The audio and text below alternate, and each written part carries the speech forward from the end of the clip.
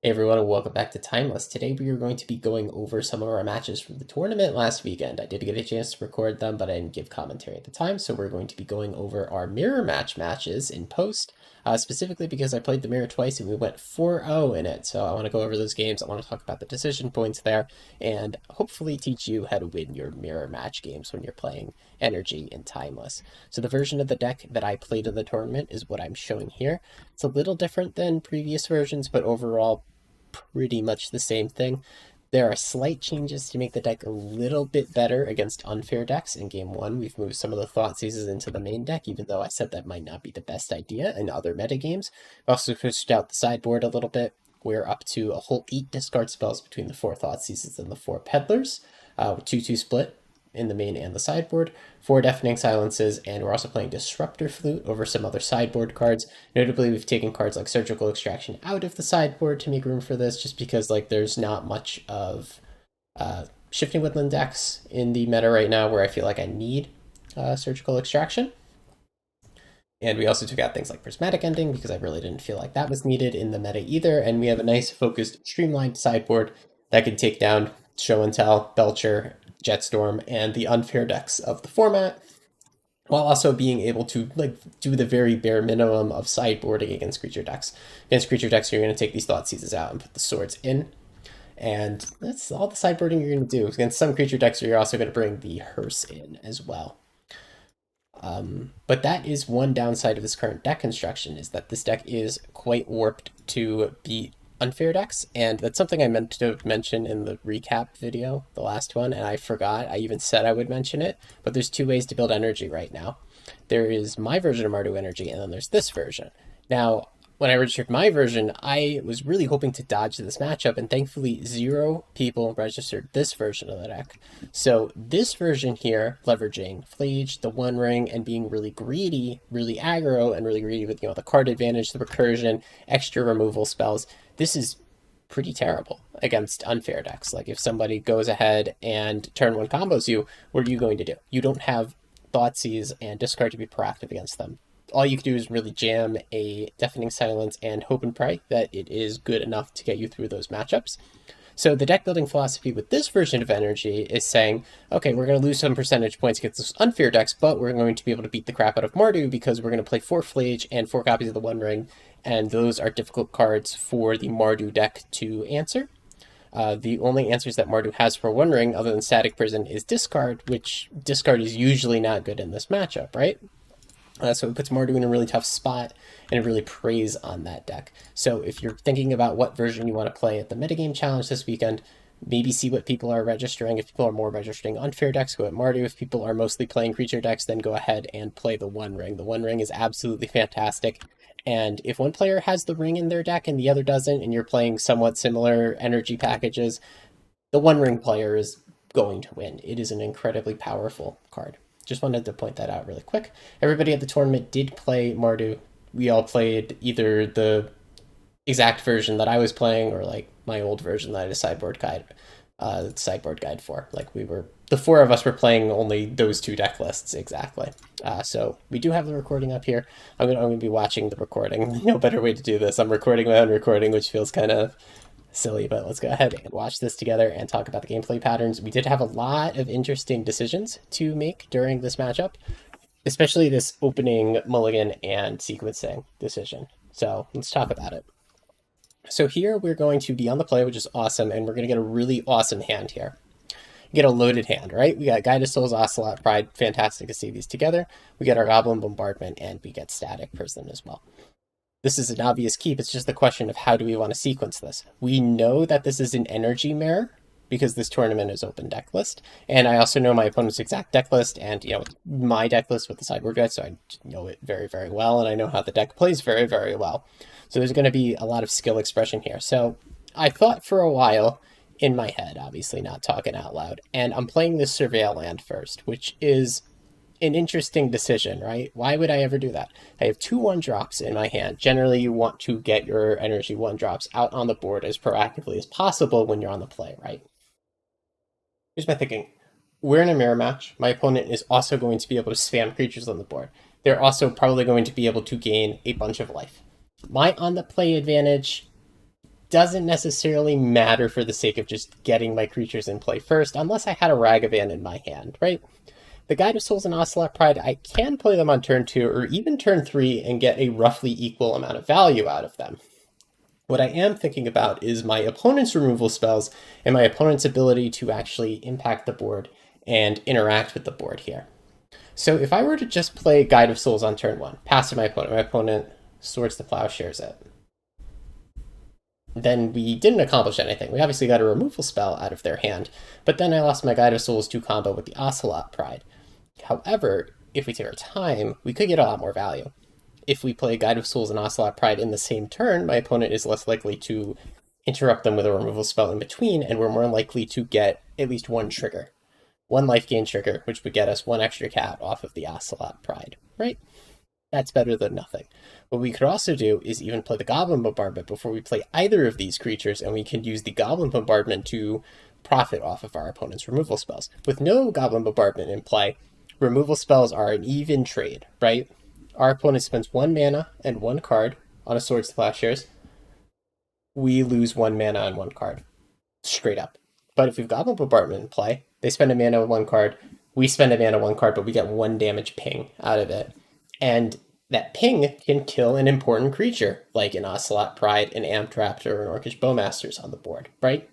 So I'm thinking a couple of turns ahead, and I say to myself, I need to maximize the amount of value I'm going to get out of these creatures in order to actually win this matchup. So I'm going to start by playing my tap land. I'm essentially going to pass the turn here and not play anything and plan on multi-spelling on turn 2, perhaps using a removal spell on turn 2, perhaps sticking the bombardment. I want to react to what my opponent is doing. Notably, if I had instant speed removal, I would not play the tap land. I would instead play a fetch land, and I would probably instant speed remove my opponent's 1-drop. But our removal in our opening hand is sorcery speed right here. So that's why we're going to go ahead and start with Surveillant. Also, I love how I said this is a gameplay video. We're like 7 minutes into the recording. I've not played a card yet. Well, here's your first card. Shadow of Yak Street tapped. We see second Bombardment, and that's a fantastic Surveil. That card is useless in multiples, completely useless. And again, I know these deck lists perfectly. The only way to remove Goblin Bombardment game 1 is Static Prison, which they're only playing 3 copies of. So I'm not too worried about them removing it, and if they do remove it, they're going to have to pay the energy tax every turn for the rest of the game, and I think that's going to be difficult for them to do because I'm planning on playing this Bombardment very, very early. And I could always Static Prison their Static Prison to get it back, which I think I would do in this situation. But let's not get too crazy into the hypotheticals. We have like a whole game to watch. So my opponent does not have a 1-drop here. What they are doing by just playing a fetch land and passing is signifying, yes, I do have a Swords to Plowshares or Galvanic Discharge or other 1-mana removal spell. And yes, I will remove the dangerous threat that you are going to play on your turn. So here I end up saying, fine, I'm just going to put my Goblin Bombardment, which is one of the things that we outlined when we were making our initial sequencing decisions was a possibility. And we're pretty free to play this Bombardment because, again, we don't have any instant speed removal that we would want to hold up. I'll just play the Bombardment. I also shock in to get my colors here.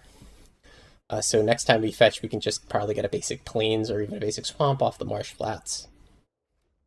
And my opponent's going to go ahead and take their Surveil here as well. And now we're really poised, right? Because anytime we play a creature, we can use it as a removal spell with the Bombardment. If they point removal spells at my creatures, we just get the profit.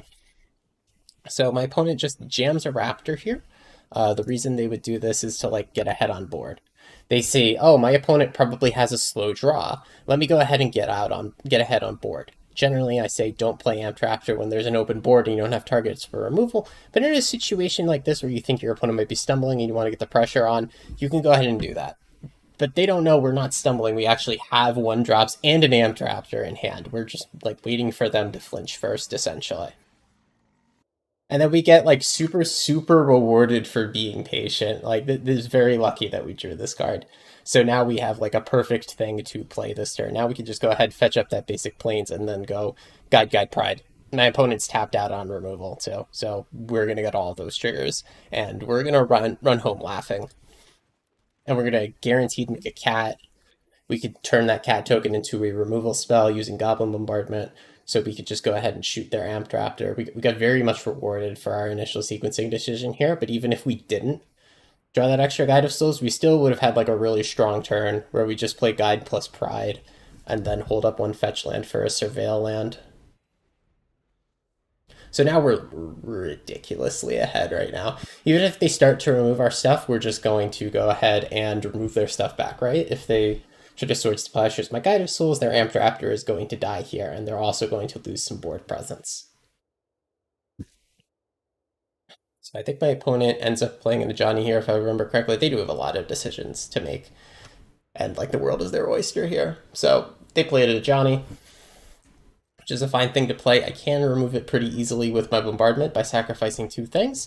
I don't want to sacrifice two things right now because my creatures are all high value except for that one cat token. So really, I would love it if it went back to my turn. I could make some tokens, and then I could turn those into removal spells. We're also holding a removal spell and holding an Amped Raptor. Like, we're so far ahead here. If my opponent has a removal spell for the last card, it would slow us down a little bit, but keep in mind what I said before. We can just ping when our creature gets removed. So if they point removal spell at Ocelot Pride next turn, we could just go ahead and ping something. And we draw our own removal spell. How fantastic. So I do think a bit about what to do, and I decide to sequence it Amped Raptor plus Static Prison here instead of using the discharge, just because Amped Raptor is going to be a 2-for-1 with Goblin Bombardment in play. It's a removal spell as well. Like, I don't really care about the Amped Raptor body, so I'm just going to use it to get my energy triggers, get the random card out of my deck, and then use it as a removal spell, probably to take this Ajani off of the board. But let's go ahead and see what we hit here, right? Like, every hit in our deck is good. That's why I love playing energy, right? Just every hit is good. It's not possible to hit a bad card right now. And we hit an Ocelot. We hit a stupid card. We hit such a good card in Ocelot Pride, right? And even if my opponent had the instant speed removal here, we could just like sacrifice the Ocelot Pride that they would really want to remove. So if we got Cindy's Blessing, we're gonna win this game if my opponent doesn't have like a removal spell, a board wipe, or another way to interact. We got a crap ton of energy so that we can go ahead and turn our creature sideways. Go ahead and pay. And we're going to pay again. So my opponent did have a removal spell here. A slight spoiler. I think they use it right now. Yeah, they have a removal spell for my Guide of Souls. I really think that they should have used it earlier. I think they should have removed either a Guide of Souls or an Ocelot Pride earlier than this before I got all of these triggers. They are doing it now to deny me the 3 energy that I spent trying to fly that Guide of Souls. But the thing is, they could have also denied me 3 energy and some life triggers just by shooting the Guide of Souls in advance. And now we have this situation where I'm going to get a lot of cat tokens. And I think my opponent concedes in response to the sheer number of removal spells that I have on board. I didn't have quite 13 creatures to kill them there, so I was just gonna like kill the Ajani and pass it to them and then kill them the next turn. But they decide to scoop it up here. So I spent a while thinking about this sideboarding, and I'm still not 100% sure what's correct. What is always correct is Thoughtseize is out, Swords in, and that's just the question of what is the last card. I sometimes like to bring in Unlicensed Hearse, and I'm still not sure if it's worth it against Mardu mirrors. I do bring it in here. I don't know if that was correct. It ends up not mattering for game 2 because it was a quick game 2. But it's just the question of, hey, what's the best last card to have? Do I want 2 hearses in? Do I want 2 Ragavans? Do I want 2 peddlers? Do I even want 4 peddlers and take out my Ragavans and the hearse? That's like an open question. Against other versions of the deck that play cards like Fleas, you definitely want the hearses. But when you're on the draw, are you supposed to take the Ragavans out for hearses, take the Ragavans out for peddlers, maybe take peddlers out for hearses when you're on the play? Yeah, I'm really not sure. I think it's a very marginal decision. I do end up, I think, taking the Ragavans out here. Let's cut ahead. Yeah, I take Ragavans out, peddlers in. I do it way too quickly because I'm not talking while I'm recording. I'm going fast. I'll play very fast when I'm playing by myself. So in fact, I like the last round of the tournament. Pause while I played against Novos. He's playing show and tell. He's a very good show and tell player, but he's also like very, very fast. So I think the two of us got through our BO3 all 3 games in like 10 minutes or something. We just like slapped our cards on the table because it was like the last round too, and we were both in playoffs, so I wasn't even that focused. So we just like slammed our cards, and I'm like, "Do you have the answer? Do you have the show and tell combo?" And we're done in 10 minutes. All right, so we see a really really good hand here. Two removal spells, double guide of souls. Like you can't ask for anything better than this, right? So we like snap keep this. I don't even think about it. We have all of our colors in the mana too, like that. Literally no complaints here. And then this ends up being a pretty quick game three. You can't see the bar in VLC Media Player because I'm just recording the video. But oh, I promise we're most of the way to the end of this video. So my opponent does nothing on turn one. I go ahead and like jam the Guide of Souls this time, which is the opposite of what we did in the previous game. The reason I do this is because, well, we don't have the Go Up and Bombardment from before. We do not have a Ocelot Pride where we're depending on that life gain trigger from the Guide of Souls. So I'm just going to play it. I'm going to trade it for a removal spell, and then I'm going to play Peddler next turn and see what's up with their hand. The decision to play Peddler might change based on what they do. They did have the removal spell here, which, you know, you can almost assume that a Mardu player is going to have interaction when you're in this matchup. It's very interactive matchup, but I love it. And look at that, they do what I did. They just play Bombardment on turn two. Because, like, Bombardment, it's a fucked up card. Whoever has the Bombardment in play, like, just sincerely controls the board. So here, I think I do play Peddler to take a look at their hand to understand what's going on. Because if they do have a lot of creatures, what I want to do is next turn, before I play any other creatures, use the Static Prison to like get rid of the Bombardment to really control the board. But that might not be necessary based on what they have in hand, right? We saw they actually mulliganed a little bit. They only have 6 cards total that have hit play. Did they mold a 5 or something? They mold, you know, they have 6. They mold to 6, but they're on the play, right? So that we have card quantity on them. So it's very possible that they don't have anything, and then my turn 3, it's just like Guide of Souls plus a Johnny, and then I try to turn my creature sideways. Or it's very possible that my turn 3 is Static Prison to remove your Goblin Bombardment, Swords to Plowshares to exile your creature, get a Surveil land, and then the turn after I try to be proactive on the board. Really depends on what they have. And yeah, they just have 2 Prides, which is not too scary without follow-up, so we take one of them. The card does get scary in multiples, so I'm absolutely happy to turn it into a Juggernaut. And I remember chatting with this opponent after the game. They were like, I didn't expect the Peddlers in game 2 and 3, because Peddler, it's not always good in the mirror match, and I think in the slightly older version of the deck, like Sideboard Guide 4, I tell you to take it out in the mirrors. But here, I think it's better than having Thoughtseize in your deck, right? And we don't have that many sideboard cards for the fair deck, so a bit of a trade-off, and we are disadvantaged in this matchup because we are playing a lot more discard. But it works out for us. Like, Peddler is still very strong in the matchup, by the way. Don't take it to be a bad card. Like, I really do think you can play in post-board games, because being able to turn a Bombardment or an Ajani into a Juggernaut is absolutely fantastic, just to remove those cards from the game forever, because those are very high impact cards. It's just that other cards that you could theoretically play in the deck are higher impact, and I would never play Juggernaut Peddler over something like Flager the One Ring, but it's still fine. All right, so we know that they don't have anything else going on, so I just go ahead and do Guided Johnny, or maybe I do Guide Raptor. I don't remember, actually, now that we're here. It's Guide something. Both of them are very fine and defensible here. Yeah, we went ahead and did Guided Johnny here, which is what we said before. Save Raptor for later.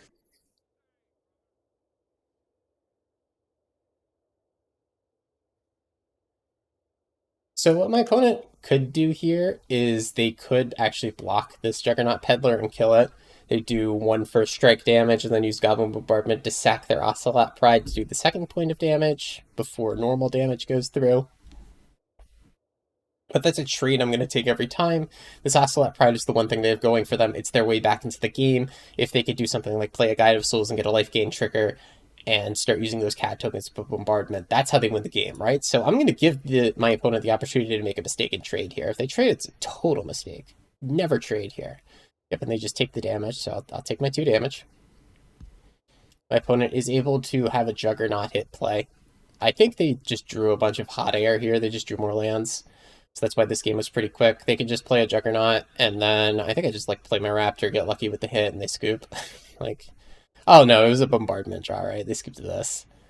They're like, I don't want to play with you anymore. Like, what they could have done here is they could have, like, turned both their creatures into removal spells to remove a Johnny, but then at that point, I'm just, like, significantly up on board, right? And if they have another land in their hand, they're really not coming back from that. I think in hindsight, what would have been slightly more disciplined for me to do would be to static prison the bombardment first and then play my own bombardment, just so that we don't get into like the funny bombardment games. And that guarantees that there's no funny business from my opponent's side of the board. But like, we won the game either way. All right, let's go ahead and pull up the second recording really quick. Aha, there we go. So this was game 4 for me. We ended up playing another Mardu player, and they were again playing the exact same deck list, the version that I had posted the sideboard guide for about 3 months ago. And we end up with like a very strong on the play hand. We're on the play again, aren't we? We're a Mardu player. We get lucky. That's what we do. Does it say? I think I broke VLC. Hold on. Oh, there it goes. I don't know why it broke there for a sec. Yeah, we are on the play again. So we won both die rolls, which obviously is the most important thing when you're playing Mardu. Right? It reminds me of Pioneer. I don't know if any of you guys played Pioneer when it was new. It was a die roll format for a while. I don't play any paper Magic anymore, unfortunately. Pioneer was pretty fun, even if it was die roll Pioneer for a little bit. So here, look at that. We got the same situation. We got Guide, Pride, Goblin, Bombardment, Swords, and I say I'm gonna do the same thing. This time I do have the instant speed removal spell, so we're gonna play a fetch land. If my opponent presents like their own Guide of Souls or a Ragavan, I'm gonna remove it 100%. If they don't, we're gonna go ahead and take our Surveil land here. And yeah, we're doing this exact same strategy where we're actually going to save our creatures because we're holding Bombardment in hand because I think that card is so powerful in the mirror match. Uh, Now, I was thinking about this question and I'm not sure what the answer is to it. And the question is like, should you be doing this against random ladder players? I think the answer is generally no. It's a tournament. I'm giving my opponents a lot of respect. I also know that they're on, the exact list that they're on, and I know exactly how good Goblin Bombardment is in these mirrors. So I think on ladder, this is a little bit too safe and too cautious. I don't know if you should exactly do this, but like if you're playing in a tournament and it's open deck list and you know exactly what you're playing against, you know you're playing a good Mardu player, or if you're in the metagame challenge and you play against somebody and they have the Luris Companion or it's game 2 and you know they're on Mardu, then yeah, go ahead and do this. So I think again in the blind on ladder, this is a little bit too respectful. In the blind on ladder, I'm playing Guide of Souls on turn 1. And I'm just saying, get rid of it, opponent. All right, my opponent's on the draw. They got 8 cards in hand because they kept 7. And they will just go ahead and play a tap land there, which gives me the opportunity to surveil here. And then after surveilling, ooh, that's a Ragavan. Yeah, so this Ragavan influences my decision, right? Because really what I wanted to do was just play Goblin Bombardment on turn 2. And then turn 3, I would play my 1-drops, just like we did in game 1, match 1. But seeing this Ragavan does change my mind. I'm now considering, oh, since my opponent played nothing, I should probably play Ragavan next turn. Ragavan would be a really strong play next turn, specifically because my opponent is doing nothing. We could play Ragavan plus Guide of Souls. Ragavan is a lightning rod for removal, so if my opponent has a removal spell, it's going to get pointed at Ragavan, and it's not going to get pointed at my Guide of Souls or at the Ocelot Pride. And then on turn 3, we would have 3 mana for Goblin Bombardment plus Ocelot Pride. So that's the line we end up deciding to take. Let me skip ahead because I did think about it for a bit. Guide of Souls first, of course, to get my life gain trigger. Got to get those triggers. So now the onus is on our opponent to interact. And I didn't rewatch this game today, but I watched it after it happened. I think they Bowmaster me, yeah. So mild punish, but the thing is that Bowmasters could have pointed at Ocelot Pride and taken it out of the game. So we just drew in a Johnny. Johnny is absolutely fantastic with Bombardment. But here, I know this matchup. We need to be very careful and protect our Johnny, right? Because he can die to a Fatal Push very easily. Fatal Push towards the Plowshares, Galvanic Discharge. This deck actually doesn't play Fatal Push. I don't know why I said Fatal Push. It's my deck. idiot. But um, what we're going to do here in order to protect our Ajani is we're going to play Goblin Bombardment first, and then we're also going to play the Ocelot Pride. And what the Ocelot Pride is going to do on our end step is it's going to make even more cat tokens, making it even easier to flip the Ajani. So once we have two other cats on the board and then play the Ajani with the bombardment already in play, like my opponent like can't remove it in response to the flip trigger because I'm just gonna like, you know, keep sacrificing more cats. So this sets us up to win the game pretty much. Like I think after drawing out Ajani, not to exaggerate, but we're like very favored in the matchup. Very favored to win this. If they peddler my Ajani right here, I would be very angry. I'd probably slam my desk and throw my mouse. Because if they peddler the Ajani, then they're ahead. Because look how many more cards they have in hand than us. They have 5 cards in hand still. That's a huge advantage for them. Let's see, it's a quick turn for them. They end up playing Static Prison to get rid of my Bombardment, which is an incredibly smart play. Because they know Bombardment is a screwed up card in the mirror match, and they know one of their lose conditions is a flip to Johnny. That's one of the things they can't let happen. So absolutely get rid of that Static Prison. Also, they have a bunch of X1s on the board, so the Bombardment is going to be very strong.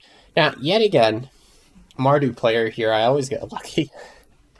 We draw a removal spell for their removal spell.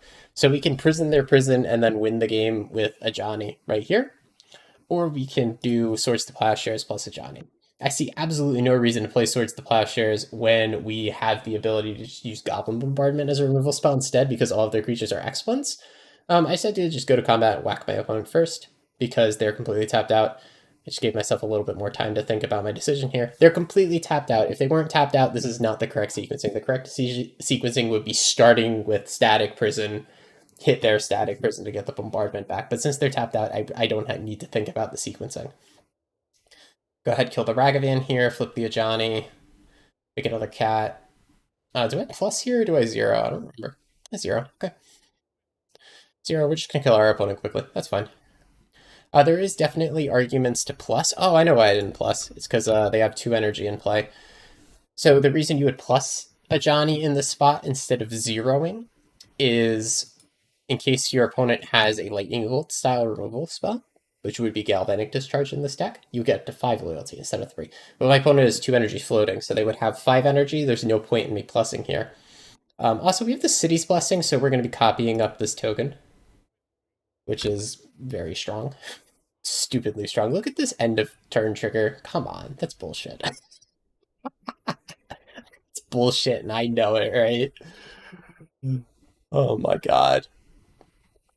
All right, so we think about sideboarding here. What do I do? Like, obviously, we do the obvious thing, Thoughtseize out, Swords in, and then I don't know what I do with Ragavan, Peddler, or Hearse. I don't remember what ends up being my last card. I do bring in the Hearses and the Peddlers and the Ragavans. Okay, so Ragavan's out. I don't know if I settled on this, because I always change my mind. Okay, yeah, we end up playing with no Ragavans and 2 Peddlers because we're on the draw and playing the Hearse. I don't know if Hearse is worth it, guys. I think either you shouldn't bring the Hearses in the mirror. I'm second guessing my sideboarding.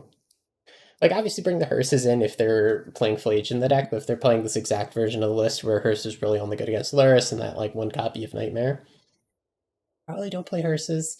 Either play the Ragavans. I would, instead of the Hearses, I'd put the Ragavans on the play and the Peddlers on the draw. Probably. But, like, again, it's a really marginal decision. All of the cards are kind of eh. I wish there was a better card on the sideboard. Like, if there were 2 generic removal spells like Lightning Bolt, I would rather have 2 Lightning Bolts in the deck, but can't have it all. All right, we're going to be going second, but we got gifted an amazing hand full of 1-drops and a removal spell. Like I said, the most important part of playing Mardu is getting lucky and winning die rolls. Oh, man. So, my opponent goes first. They don't have a 1-drop. They just pass. I know the removal spell is going to come in here from them, or we can assume that a removal spell is going to come in at some point. But I'm actually interested in like just trading resources with them pretty aggressively because I'm going second here, which means I have an extra card in hand. I also kept 7, so I got 8 cards. As many cards as I could possibly have. If I play Guide of Souls, they remove it. We essentially just reset the game state to what it was. before turn one started. And then on my turn two, I get to play Guide Pride together and get a trigger, which is awesome. And then if my opponent trades removals again, I would say, okay, I play a Johnny, which is pretty much a 2-for-1. I swords your thing. I'm just going to keep trading with my opponent because I have an extra card. I have Ocelot Pride and a Johnny, which can make tokens, which can get me more of a board state. So I'm really interested in just like trade. And then hopefully we come out ahead because we have one extra card in hand. And we also gained life, which is mitigating the downside of going second.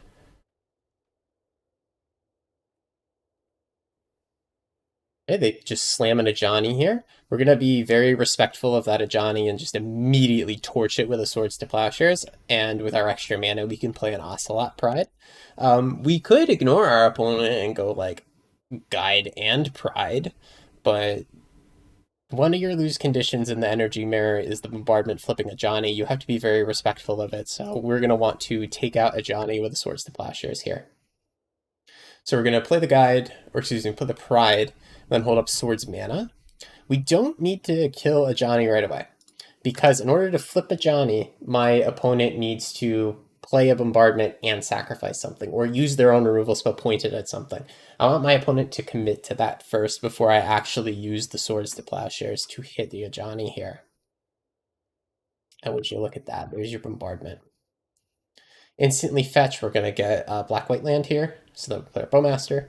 And we're going to... Nope, never mind. We're getting red-white. Why did I get red? Why did I get red? I don't have red cards in hand. Am I stupid? Is he stupid? it's such a marginal thing, guys. Don't worry. It's likely that I draw a Galvanic Discharge or a Raptor. That's probably what I was thinking of. We sideboarded out the Thoughtseizes, and I think we only have 2 Peddlers in, so there's less relevant black cards for us to hit in the matchup than red cards, I guess is my logic. And oh yeah, part of the logic is that next turn I would rather play in a Johnny over Bowmasters. I'd also rather play Guide plus Swords over Bowmasters, so I have a couple of turns to draw the black source. Okay, so my opponent did not have another way to try to flip the Johnny in response. If they had like a Galvanic Discharge in hand, what they could have done is shot their own token. But then we could have taken it from there. It would have been not the best situation ever if they flipped a Johnny, but they would have at least flipped the Johnny with nothing on the board, and then we could start to come back from that. Though it would have still been a little unfortunate. All right, what we got here? We did hit the black mana. You know, in hindsight, actually, I don't know if that's necessarily the best play. What do you guys think? Do you think I should have swords the Johnny on my turn? Because they do have the opportunity to flip it here, and if they flip it, they get to zero it and remove my Ocelot Pride, which is a big card. That's a big card. We do get to kill the Ajani in response, or not in response, just on my turn in combat, because we have 2 energy. We play the other guy to souls to get 3 energy, then we attack it. But we lose our Ocelot Pride here. It's interesting. Oh, by the way, in this game, this 4th game that we're watching here, I do make a couple of mistakes towards the end, and I'll point them out as we get to it. But this is a maybe mistake. The fetch, maybe mistake. The timing of this removal on a Johnny, it's a maybe mistake. Things that didn't punish me here, but like in edge cases, it would. So for our turn, we got 3 mana. We're going to play Guide. We're going to play a Johnny. We're going to turn our shit sideways. My opponent is going to obviously trade for Ocelot Pride here, using their only other creature in play, and that's like 100% objectively correct thing to do. They need to prevent me from snowballing, but I'm still going to be able to make a lot of energy here and fly a bunch of stuff. And what's really cool is because they already got rid of Ocelot Pride with Bombardment, I can go ahead and put the counters on this 1/1 here without worrying about it being pinged in response to me putting the counters on. So my opponent maybe could have waited to use Bombardment. Could have waited until my second Bane. Looks like they're fetching here, but it's just for a Surveilland. They don't have removal or anything. So we're definitely ahead here, and yeah, I don't remember exactly what I did, because last time I watched this was a couple days ago, not today. But I do remember watching the end of this game, and I was like, I made some mistakes. I probably could have closed it out a little quicker and played a little less sloppy. So my opponent's going to get to really quickly build up a board state again. Very good. Hitting the Peddler here to get rid of either my Bowmasters or my interaction. I do not agree with their decision to take Bowmasters here, by the way. When you have a Goblin Bombardment in play, Bowmasters is a useless card. Because how Bowmasters works, it enters the battlefield, it does the ping trigger, A ping trigger only makes the little orc army if it successfully resolves. So what you do is you just sacrifice whatever it's targeting with the ping trigger to Goblin Bombardment, kill the Bowmaster. And the Bowmaster pretty much did nothing except do 1 damage to a target for 2 mana, which is a terrible rate. So they should have left me with that card and taken the swords. I don't know why they did it this way. I think that's a mistake. But again, I don't know their hand, so maybe they had something else to get rid of the swords, or they knew they could just play through it. I draw my own bombardment, a lucky little guy here, right? So I need to think about how to navigate this and make sure that my Ajani ends up flipping here.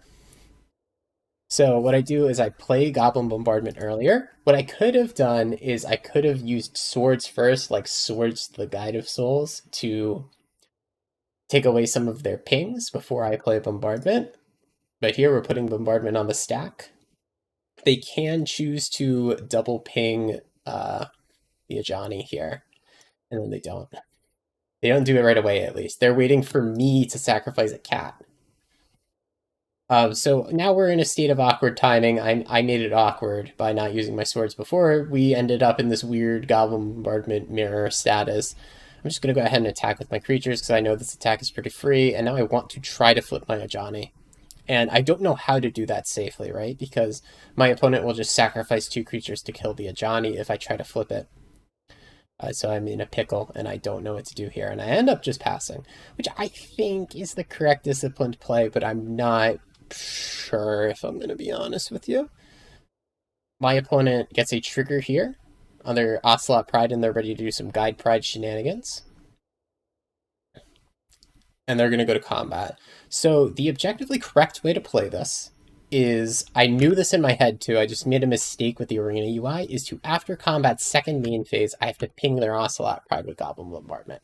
I forgot that Arena does not stop in second main phase unless you put a stopper there. So unfortunately, what happens here, this is a big mistake, put me back a lot, is we go straight to my opponent's end step, because when you pass through combat in Arena, it doesn't take you to second main if your opponent doesn't have a spell to cast there. So we go straight to end of turn, and the Ocelot Pride triggers, and I get upset at this because this trigger should not hit the stack. This is a big trigger because they're going to get 2 creatures in play with Bombardment in play. So I say, crap, I was supposed to kill the Pride. I forgot. I'm just going to let it resolve. And you know what? Here, I should have even tried to Swords to Plowshare the Guide of Souls so they don't get their triggers here. Like, this isn't great. I'm not playing well here. I should have done this, in their second main, but I just forgot how Arena works. My opponent's going to go ahead and trade their cats to kill my Ajani, and I'm accepting of this trade here. So essentially what we did is we traded our Ajani and the 2/1 for their Ocelot Pride and their 2/1/1s and their Amped Raptor, which is pretty good. Like, Goblin Bombardment's a messed up card here. What my opponent can choose to do is go all in and try to kill my Guide of Souls by sacrificing yet another thing, which is what they're going to do here. They're going to sacrifice their Ocelot Pride to kill my Guide of Souls. So we are objectively up on board in terms of like the size of our creatures, right? We're also up on HP, 10 HP versus 21. So we're still going to win this game, but like I played this turn so sloppy. I forgot about Arena not stopping on second main, and then like the decisions leading up to it were like pretty mid.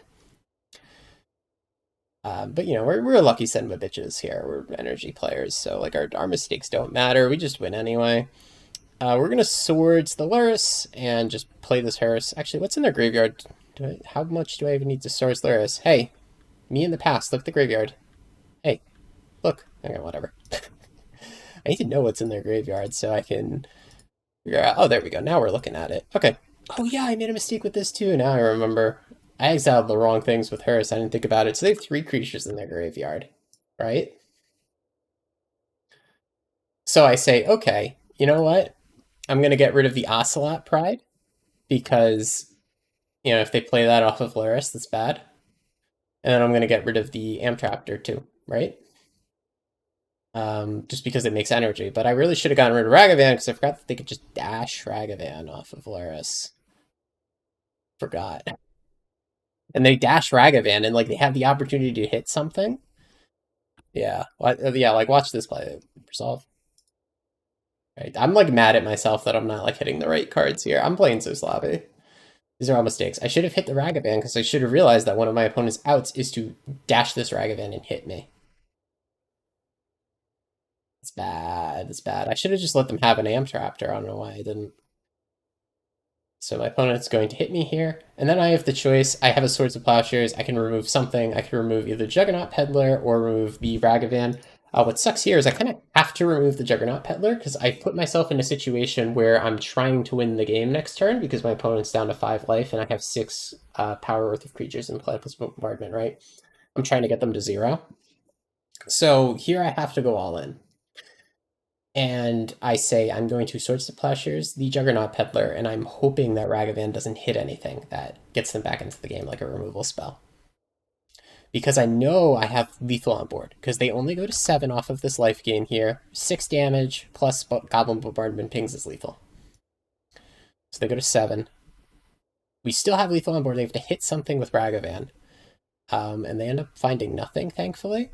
But yeah, I'm upset with myself that I let them have this opportunity to get back into the game where they clearly didn't. So, 2 big mistakes here. And then me forgetting how the arena UI works. I had like a questionable sequencing of my Ajani. We had the bad activation of Unlicensed Hearse where I let them have Ragavan, and then just misplayed with the arena UI. I had the right idea in my head. I knew I needed to kill at second main, but I forgot that arena would not stop on second main for me without me putting a stop there myself. So we go to my turn here. And then we can go ahead and smack our opponent here.